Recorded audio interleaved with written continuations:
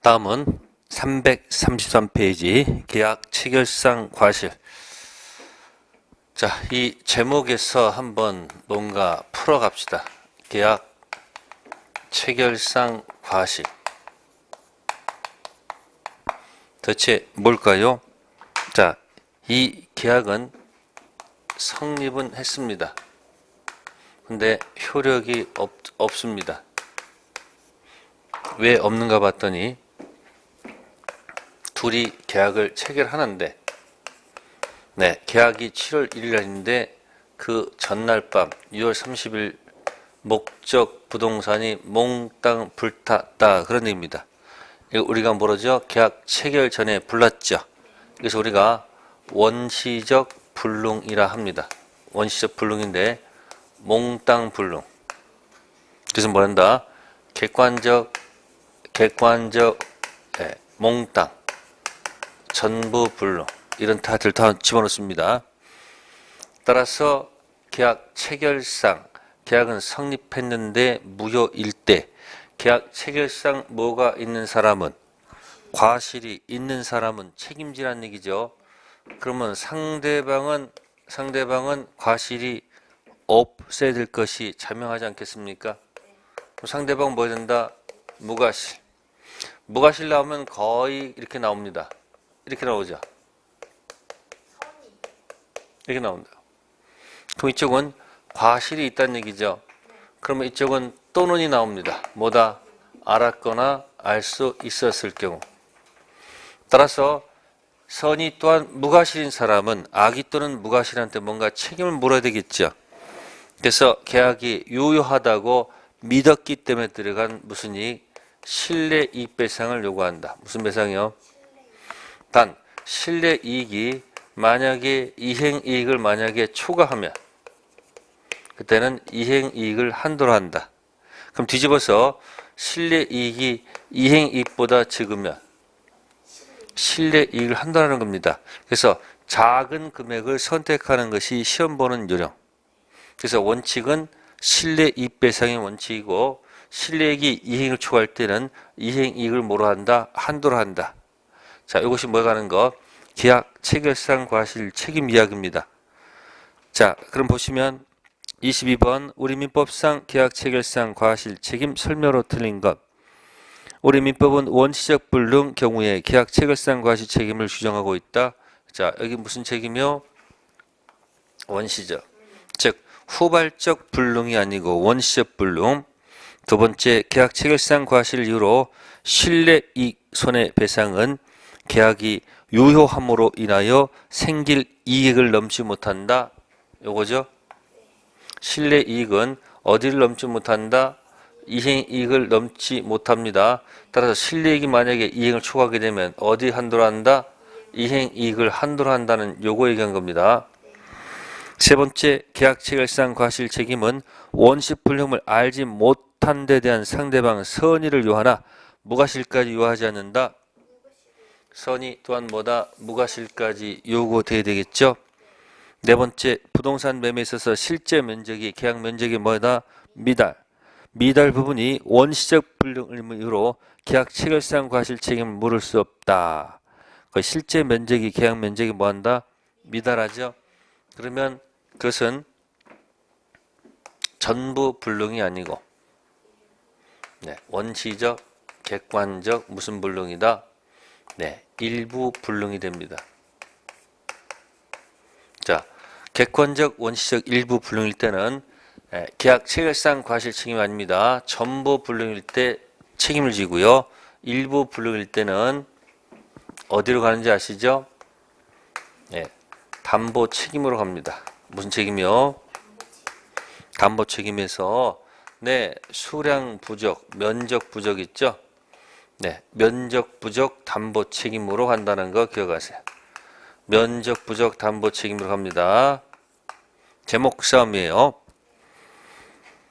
맞는 질문이고요. 다섯 번째, 건축공사 대가로서 임야 사용권을 부여하기로 약정했으나 임야 사용권이 원시적 이행 불능이면 계약 체결상 과실 손해배상 책임이 인정되겠죠? 네, 기출 문제였습니다. 20번 3번이었고요. 다음 23번 계산 문제. 자, 거기 보시면은 거기 10만 원하고 50만 원 있어요. 계약 체결에 소요되는 비용이 10만 원. 실내 이익입니다. 아시습니까? 실내 이익이 얼마? 10만 원. 그 다음에 전매했다라면 얻을 쓸 이익. 그 이행 이익이라고 그래요. 50만 원. 그죠? 어느 게 더 커요? 그럼 적은 거 선택해야지. 그래서 뭐다? 적은 거 10만 원. 무조건 적은 거 선택하면 돼요. 어렵지 않을 것이고. 자, 24번에 4번 지문 보세요. 손해액은 실내액 예외로 이익을 뭐 하는 경우? 초과합니다. 그러면서 방금 전에 실내액이 이행을 초과하면 뭘 가져야 돼? 이행 이익이죠. 그래서 22, 23, 24 계약 체결상 과실이었고요. 다음 25번 갑니다. 갑은 자기 소유 토지를 을에게 매도했다. 계약 체결 후 토지가 전부 다 뭐가 됐어요? 수용됐습니다. 그러면 계약 체결 후 수용됐을 때는 누구도 잘못이 없고, 계약 체결 후 그죠? 수용됐잖아요. 그럼 누구도 잘못 없고 을도 잘못이 없죠. 그죠? 이때 갑은 목적물 인도 채무자예요. 맞습니까? 이쪽은 무슨 자? 채권자. 서로 잘못이 없죠? 이때 쓰는 용어가 뭐예요? 채무자 잘못 없고 채권 잘못 없다. 그러면 대가 청구할 수가 없죠. 그죠? 이게 뭐죠? 위험 부담. 이 제목이 뭐예요? 채권자 위험 아니죠. 서로 잘못이 없으니까 대가 요구할 수 없잖아요. 그럼 누가 부담해야 돼요? 갑. 이게 뭐예요? 채무자 위험 부담주의. 누구요? 만약에 채무자한테 이 공을 살펴보는 거예요. 잘못이 없는데 을한테 뭐가 있으면 이때 누가 부담해야 돼요? 채권자 위험 부담주의. 그다음에 세 번째는 채무자한테 뭐가 있고 잘못이 있고 을한테 뭐가 없으면 잘못이 없으면 이때는 채무 불이행 들어가서 뭐로 들어가요? 손해배상 문제로 들어가요. 그래서 여기 25번은 정답이 3번. 을은 특별한 사정이 없는 한 갑에게 매매대금 지급할 의무가 없지요. 1번 을은 수용 주체를 상대로 불법행위 손해배상 청구할 수 있다. 수용 주체는 귀책 사유가 없다. 2번 을은 갑한테 계약 체결상 과실 책임 물을 수 있다. 계약 체결상 과실은 원시적 불능. 25번은 후발적 불능 문제입니다. 네 번째, 을은 갑에게 체불을 지어 손해배상 청구할 수 있다. 채무자 갑한테 잘못 없습니다. 다섯 번째, 을은 이행불능 각 해제할 수 있다. 채무불이행 아니죠. 25번은 제목 3, 채무자 위험 부담주의. 자, 그래서 설명드린 겁니다. 그 다음에 26번, 계약 교섭 부당 파악입니다. 계약 교섭 중도 파악입니다. 그때 보시면 밑에 판례 중에 3번 보시면 계약 체결이 좌절될 수도 있는 경쟁 입찰에 참가하기 위한 제출한 견적서 작성 비용은 손해배상으로 청구할 수가 없겠죠. 계약 체결이 좌절되게 되면 그 견적서는 의미가 없잖아요. 그럼 견적서 비용은 달라하면 안 되겠죠. 그래서 3번 지문 읽어보시면 되고요. 그 다음에 27번입니다. 계약 체결상 과실 설명 중 틀린 거. 자, 5번 지문 보세요. 계약 교섭이 부당보했다고요? 파기가 됐습니다.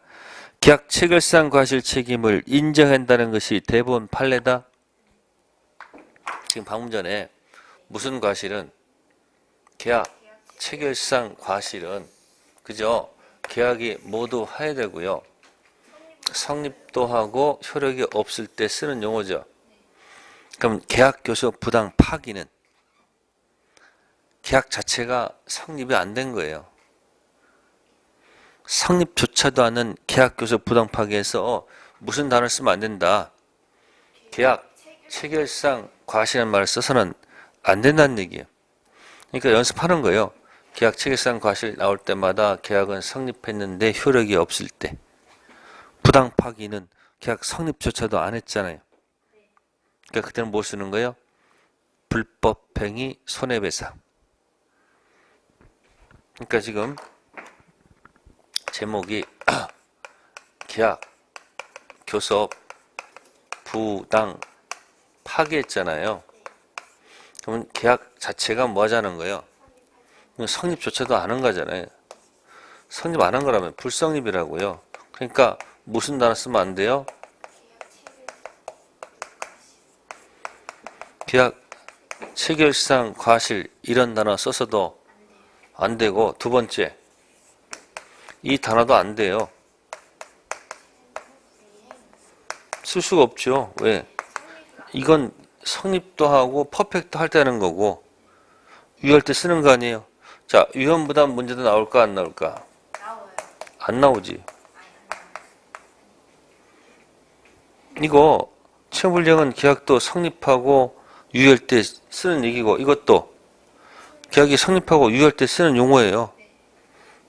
쓸 수 없어 전부 다. 그죠? 그러니까 이럴 때는 뭘 쓴다? 불법행위 손해배상. 무슨 행위요? 고의 또는 과실로 타인에게 손해 끼치는 행위일 때는 불법행위 무슨 배상? 손배 문제로 간다. 이거 쓴다는 얘기예요. 제목 조심하시고요.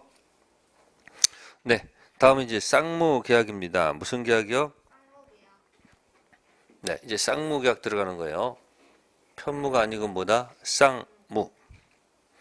자, 쌍무 계약의 두 가지 특질은 뭐죠? 동시 이행하고 위험 부담. 28번 옳은 것 1. 증여 사용대차는 대표적 쌍무다. 증여 사용대차는 대표적 뭐예요? 편무. 그럼 거기 증여하고 사용대차가 있으면 증여는 매매랑 비교가 되는 거고, 사용대차는 임대차랑 비교가 되는 거죠. 그래서 1번 지문 틀렸고, 두 번째, 매매계약이 무효가 되면 서로 주고받은 것 다 원위치 시켜야 되겠죠. 동생관계 있지 않다? 당연히 동생관계 있다 해야지 맞죠. 세 번째, 위험부담 문제는 원칙적으로 무슨 계약? 쌍무계약의 문제. 맞는 이야기죠. 네 번째, 쌍무계약의 채권자가 상대방한테 채무이행을 청구하기 위해서는 자기 채무이행을 이행해야 된다. 이행할 필요는 없습니다. 이행하지 않고 청구하면 저쪽에서 항변권 행사하면 되는 거예요. 다섯 번째, 항변권은 쌍무는 물론 편무까지도 들어간다. X죠. 쌍무는 어디의 문제? 쌍무, 항변권은 쌍무계약의 문제죠. 자, 그 다음에 이제 우측에 29번. 자, 29번은 이제 조문을 갖다가 낸 겁니다. 쌍무계약의 효력한 설명 중 맞는 것. 1. 일방은 상대방 채무 변제기 있지 아니한 때에도 상대방이 그 채무 이행을 뭐 할 때까지, 정할 때까지 자기 채무 이행을 거절할 수 있다. 논리 모순이죠. 왜 논리 모순이에요? 상대방 채무가 변제기 있지 아니한 때, 그게 뭔지 아세요? 선이야, 선. 선 이행 의무자. 무슨 권 없어요? 네, 거절, 노할 수가 없죠. 이때 쓰므로 틀렸고. 두 번째, 일방이 상대방한테 먼저 이행할 경우에 상대방 이행이 곤란한 현저한 사유가 있는 때 상대방은 채무 이행을 정할 때까지 자기 채무 이행을 뭐 할 수 있다? 거절할 수 있다. 그 제목이 불안의 무슨 권이다? 항변권. 맞는 지문이죠. 세 번째, 쌍무계약의 일방 채무가 양쪽 책임 없는 사유로 이행할 수 없다. 채무자는 상대방 이행을 청구할 수 있다. 없죠. 한쪽, 양쪽 뭐가 없으니까 잘못이 없잖아요. 그럼 이행 청구할 수 없죠. 네 번째는 쌍목의 일방 채무가 채권자 책임 있는 사유로 이행할 수가 없으면 당연히 상대방한테 이행을 청구할 수 있어야지 맞는 얘기죠. 다섯 번째, 일방 채무가 채권자 무슨 지체? 수령 지체. 잘못 있네요. 쌍방 책임 없는 사유로 이행할 수 없다. 귀 없는 채무자는 이행을 청구할 수 있다죠. 그럼 3번은 양쪽 잘못 없다 그랬죠. 3번은 양쪽 잘못 없다. 그럼 잘못 없는 사람은 잘못 없는 사람한테 청구할 수가 없죠. 네 번째는 누구한테 잘못 있어요? 채권 잘못 있잖아요. 그럼 청구할 수 있죠. 5번도 채권자 수령 지체 속에 이미 을한테 잘못이 있는 거예요.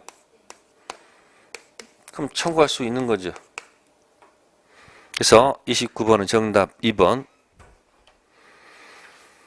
자, 30번 가보겠습니다. 항변권 기술정 틀린 것. 정답은 1번. 법원이 직권으로 참작할 수 있다. 땡. 항변권. 어디 가서는 항변권. 법원에 가서는 뭘 해야지? 항변권을 뭐 해야지? 주장을 해야지. 법원이 판단하는 거예요. 그죠? 뭐 하지 않으면? 판단할 이유가 없어요. 주장할 때 판단하는 거예요. 그래서 법원 갔을 때는 주장했을 때 법원에서 판단한다. 그게 원칙입니다. 자, 31번 별표. A는 자기 토지 X를 B에게 보증금 1억에 임대차 등기 없이 임대했다. B는 이 토지에서 무슨 청구권? 유익비 상한 청구권 1,000만 원 가지고 있다. 이 토지가 임대차 기간 만료 후 A에서 누구? C에게로 소유권이 이전되었다. A씨 간에 보증금 등 채무 인수에 관한 약정 없었다. C가 B에게 인도 유황료 설명 중 옳은 것입니다. 그럼 특징이 임차인이 뭐가 있었다는 얘기예요? 유익비 상한 청구권이 있다는 얘기죠. 그러면 A가 있고 B가 무슨 권? 유익비 상환 채권이 있으면 여기에 대해서 유치권 인정 가능해요. 주인이 바뀌었죠. 그러면 유익비 상환 청구권 이건 채권 수석이죠. 유치권 수석이 어디예요? 물권 수석이죠. 채권은 영어로 뭐예요? only 주장하는 것이고 물권은 all 주장하는 거죠. 따라서 B는 이 유익비 상한 채권은 누구한테만 던져야 된다. 네, A한테만 달라 하는 거지. 누구한테나 하면 안 되고 C한테나 하면 안 되는 거고. 유치권이야. 물권이니까 유치권 행사는 누구한테도 할 수 있고 할 수도 있고 누구한테도 C한테도 할 수 있다 없다? 있다. 따라서 거기 보시면은 자 2번에 보시면 B는 보증금 1억에 대해서는 채권이기 때문에 누구한테 주장할 수 없고 C한테 주장할 수 없고요. 그죠? 자 거기 보시면 거기 보증금 있죠? 보증금하고 뭐야 지금? 유익비가 하는 얘기죠? 좀 나눠서 봐야 되겠네요. 미안합니다. 자 보증금 자 보증금 가지고는 유치권 안 됩니다. 안 돼요. 그림을 다시 그려드릴게요. 자 A가 있고 지금 B가 있고 그 다음 뭐 있다? C가 있다는 얘기죠. 그러면 B는 뭐 가지고? 보증금 가지고 뭐는 안 된다. 유치권 안 되고 보증금 가지고 할 수 있는 게 뭐냐면요. 항변권이에요. 무슨 권? 항변권밖에 없어요. 근데 뭐 가지고는? 유익비 가지고는 뭐가 가능하다? 유치권이 가능한 거예요. 자, 이걸 본다면 거기 2번에 B는 보증금 1억에 대해서는 C에게 뭐 할 수 없다? 자, 그러면 항변권은 채권이에요. 무슨 권? 채권은 누구한테만? 이 계약관계 이 사람 주장하는 것이지 누구한테? C한테는 주장할 수가 없다. 채권, 소속. 근데 유익비 1,000만 원은 무슨 권이 되므로 유치권 갔을 때는 자, 유치권 주장에서 C의 인도 요구를 뭐 할 수 있다? 거부할 수 있죠. 유치권은 누구한테도 공격하고요. A한테도 공격했던 내용을 누구한테도 C한테도 공격할 수 있는 거예요. 그러니까 31번은 보증금 가지고는 유치권 안 되고 뭐고? 네. 항변권 문제가 되고요. 유익비 가지고는 유치권 된다는 그런 이야기입니다. 31번은 정답 2번. 다음 32번. 항변권 설명 중 틀린 것. 네. 보시면은 4번. 쌍방 채무가 동생 관계에 있는 경우 항변권을 행사해야만 지체 책임을 면하는 것이다. 틀렸다. 무슨 권이 있으면? 아니, 우측에 32번. 32번 벌써 옮겨간 겁니다. 항변 설명 중 틀린 거 4번. 쌍방 채무가 항변권 동생과 있는 경우 항변권을 뭐 해야지만이 행사해야지만이 지체를 면한다고 그랬죠. 자, 보세요. 항변권이 있으면 키워드가 뭔지 아시죠? 항변권이 있으면 맨날 하는 얘기예요. 그 자체. 항변권을 뭐 하지 않아도 주장하지 않아도 그 자체만으로 뭐다? 이행, 지체, 뭐한다? 책임 뭐한다? 면제받는다는 거. 꼭 조심하셔야 돼요. 자, 그런데 법원에서 가서 하는 건 뭐예요? 항변권은. 법원에서는. 항변권은 법원에 가서 주장해야지 판단하죠. 그거 다른 거예요. 이건 당사자끼리 항변권 있으면 그 자체로 지체 책임 면제받습니다. 그러나 법원에 가서는 항변권을 뭐 해야 돼요? 항변권을 뭐 해야지만이 주장하지 않으면 법원에서 판단하지 않습니다. 주장했을 때 법원에서 판단하겠죠. 별개 것입니다. 32번 꼭 기억하세요. 몇 번? 4번. 네. 다음에 넘기셔가지고 34번 별표. 동생 관계에 있는 것을 모두 골라라. 기억, 담보 목적 가등기 말소무와 피담보 채무의 변제 의무. 자, 담보란 말 나왔죠? 담보란 말 나오면요. 채권이 뭐가 되고요? 주. 담보는 종. 자, 보세요. 이건 이 말과 똑같아요. 채권이 있어서 저당권 등기가 되어 있고, 채권이 있어서 가등기, 담보가 됐는데 등기가 되어 있고, 채권이 있어서 양도 담보가 등기가 되어 있다는 얘기예요. 그러면 주종 관계이기 때문에 무슨 관계이기 때문에 뭐를 소멸하면 자동적으로 소멸하거든요. 따라서 돈을 갚으면 자동 말소가 되기 때문에 뭐하고 뭐는 동생 관계가 아니다. 채무 변제와 네? 등기 뭐는 말소는 무슨 관계가 아니다. 동생 관계가 아닙니다. 그러면 어느 게 변제기고요? 이게 변제기 있는 거고 이건 변제기가 아니란 얘기예요. 그러면 변제 있는 사람은 무슨 의무죠? 선이행 의무자는 항변권이 있는 거 없는 거예요? 항변권이 없어요. 딱 돈을 뭐 하지 않으면 갚지 않으면 그 다음날부터 지연이자가 딱딱딱딱 붙어간다는 얘기예요. 한꺼번에 기억하시되 기억.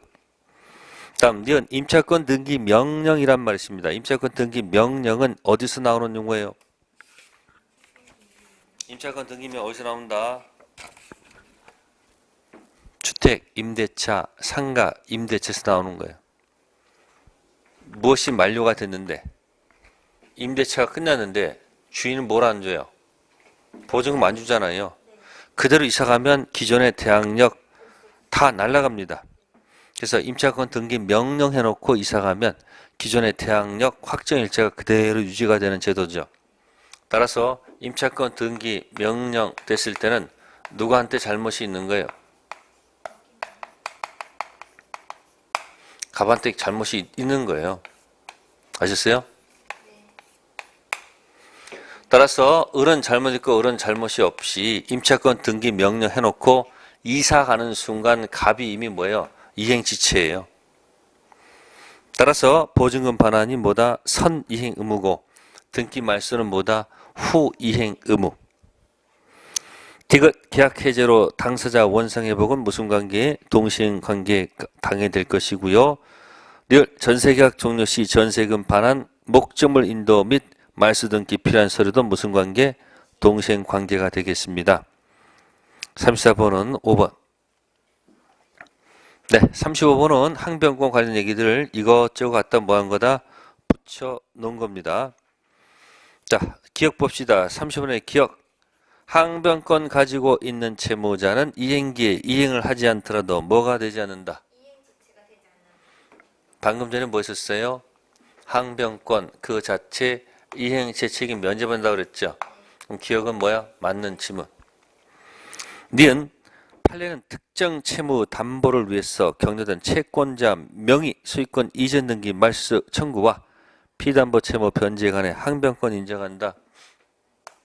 인정하지 않죠. 이거 얘기하는 거지 이거.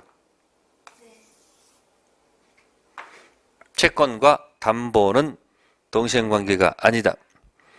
디귿 선이행 의무자가 이행하지 않고 있는 동안 상대방 채무 변제기 도래했죠. 그때부터 무슨 관계 들어가요? 동시행관계 들어가죠. 선이행 의무자는 항변과 같지 못한다. 틀렸네. 디귿은 어떤 게 있었을까요? 중도금 안 주고 잔금 안 주고 현재까지 왔을 때 잔금과 등기 서류가 무슨 관계니까?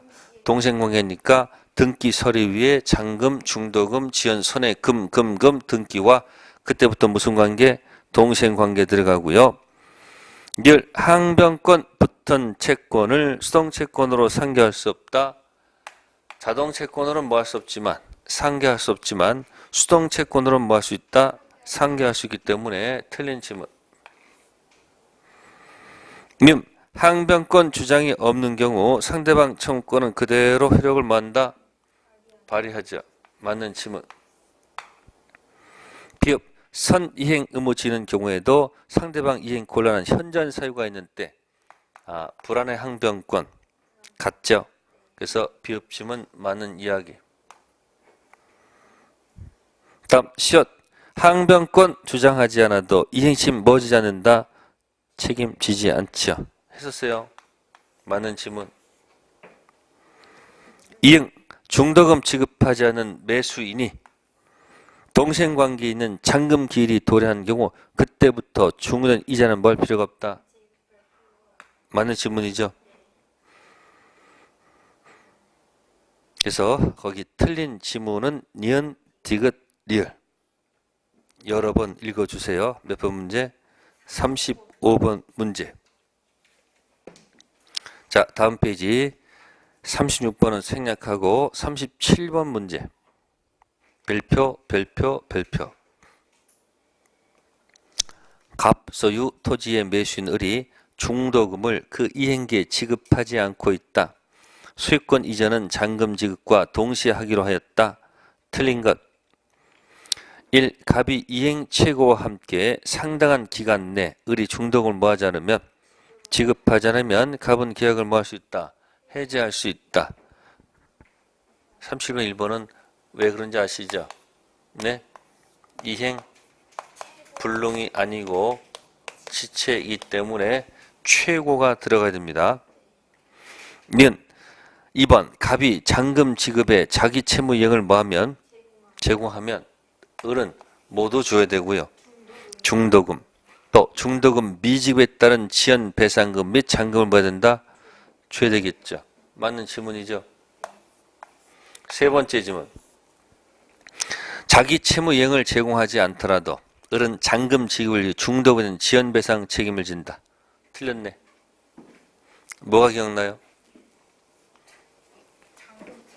뭐 주지 않고 중도금 주지 않고 잔금도 주지 않고 왔다는 얘기예요. 중도금도 안 주고 잔금도 안 주고 현재까지 왔다는 얘기죠. 그러면 현재까지 왔을 때 등기 서류 안 줬으니까, 그죠? 그러면 얘가 안 주니까 안 주고, 안 주고, 안 줬으니까 매도인이 잔금 안 준 가지고는 뭐가 아니다? 지체 아니죠. 무슨 관계 있으니까? 그러면 매도 입장에서는요, 이 전체를 지체로 주장하고 싶겠죠. 그죠? 근데 판례는 어딜 끊어요? 잔금 끊어가지고 요건 빼도 박도 못하는 뭐다? 지체 이다가 돼요. 근데 여기 잔금하고 중도금하고 지원 수납하고 무슨 관계니까? 요거부터는 뭐가 아니다? 이행지체가 아니라는 것이 판례 태도예요. 그래서 거기 보시면은 갑이 자기 채무 이행을 제공하지 않더라도 을은 잔금 지급을 이후 중도변 지연배상 책임을 진다, 지지 않는다? 지지 않습니다. 굉장히 중요한 판례입니다. 그래서 중도금 안 주고 잔금 안 주고 현재까지 왔을 때 중도금 전체가 지연 이자가 붙는 게 아니고 어디 것만? 잔금 기준 이전 것만 지연 이자 붙고 잔금 기준 이후 중도금은 이행시가 아니라는 것 꼭 좀 기억하세요. 네, 다음 페이지 넘겨서 자 39번 항변권 인정하는 경우가 아닌 것. 자, 네 번째 질문 반복됩니다. 특정 채무 담보를 위해서 격려된 채권자 명의의 수익권 이전 등기 뭐하고 말소 청구와 피담보 채무 현재는 무슨 관계 아니다? 주정 관계 있습니다. 피담보 채권, 주 양도담보 종. 돈 갚는 게 선이행 의무라는 것. 네, 그 다음에 41번 가보겠습니다. 항변권 설명 중 옳지 않는 것. 자, 2번 보겠습니다.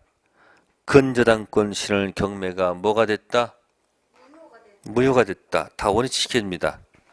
낙찰자 채무에 대한 수익권 이전 등기 말소 의무.